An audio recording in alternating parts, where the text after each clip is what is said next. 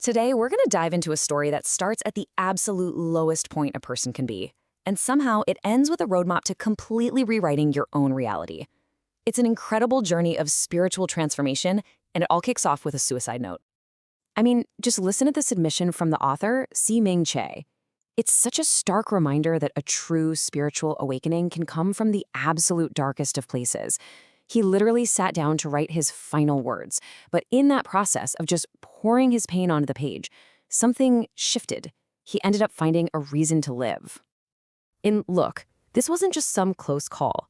This was the catalyst for what she calls a quantum leap in his life. We're talking a complete 180-degree reversal of his fortune, his health, his entire perspective on the world. So the big question is, how does someone go from the very brink of oblivion to a place of real power and creation? In this explainer, we're going to break down the core ideas from Shizfuk's book, Lao Shen Zai Zai 3, to really understand the concepts that fueled this incredible change. At the very heart of his transformation was a conversation. But here's the thing. She wasn't talking to a therapist or a friend or a family member. The dialogue he started was with a much more surprising and much more powerful source. Okay, so that immediately begs the question, right? Who is this God he's talking to? And this is super important. This isn't about organized religion or some deity up in the sky. The book makes a very, very clear distinction here. The God Ho Shi connected with is what he calls the inner God. You can think of it as your soul, your higher self, or that little spark of divine consciousness that lives inside every single one of us. I love how the book describes it. It calls it the cosmic heart, this universal power that's accessible to you, to me, to everyone at any time. And this comparison just lays it all out perfectly. It shows the two voices we all have battling it out inside.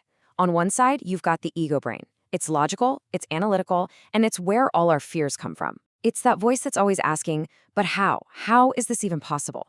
And then on the other side, you've got the inner God, your soul. It's intuitive, it's creative, and it is absolutely fearless. It doesn't need to explain anything. It just knows. She's entire journey was about learning to quiet down that noisy ego brain and start tuning into the wisdom of his inner God. And, that naturally brings us to the biggest, most common obstacle the ego brain throws in our way: fear. According to the book, learning how to face your fear is the absolute first major step to unlocking the power of your inner God. This quote is just brilliant because it totally nails the nature of fear. It feels so real, right? It can be completely paralyzing. But the book argues it's an illusion, a story our ego brain tells us to keep us safe and small. It's exactly like a haunted house at a fair. You know the ghouls aren't real, but your heart still pounds. The feeling is real, but the threat isn't. And real power comes from seeing it for what it is. Okay, so if fear is an illusion, what are we supposed to do about it? Well, the book's answer is not to sit around and wait for some magical moment of bravery to strike. No, instead, it gives us a much more active and, frankly, empowering approach. And here's the practical game plan. It's a simple but incredibly powerful loop. First, you just face it. You acknowledge the fear is there without beating yourself up about it. Then, second, you act. You take the step. You make the call. You do the thing you're afraid of while you're still feeling afraid. And then you repeat. This cycle, face it, act, repeat, is what builds real courage. And remember, courage is not the absence of fear. It's being willing to move forward anyway. So once you start getting a handle on that fear, you can begin to apply some real leverage to create massive change in your life. And this brings us to one of the book's most powerful and practical tools. He calls this the lever of life, and it's all about working smarter, not harder. It's about aligning your inner world, your beliefs, with your outer actions to get these extraordinary, almost unbelievable results. Okay, so let's break this metaphor down. First up, you have the fulcrum. In physics, that's the pivot point. In your life, your fulcrum is your core belief system. It's your values, your why. This is the stable, unshakable foundation that you have to build inside yourself first. Without a strong inner fulcrum, all your actions are just going to be wobbly and ineffective. And then, of course, you have the lever itself. This is what you actually do in the world. These are your actions, your skills, your abilities. It's how you apply force to get things moving and create change. So when you put it all together, when you combine a really powerful, deeply held belief that's your strong fulcrum with focused, intentional action that's a long lever, that's when you can get these huge, outsized results. It's how you can, like the saying goes, literally move mountainers. This is how tiny shifts in your beliefs can lead to massive changes in your actual life.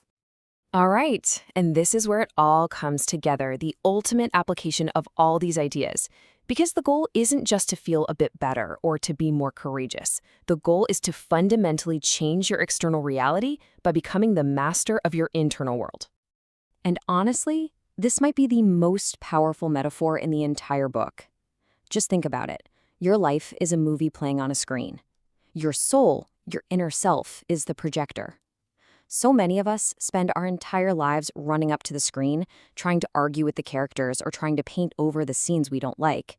But all the power, the real power, is in changing the film inside the projector.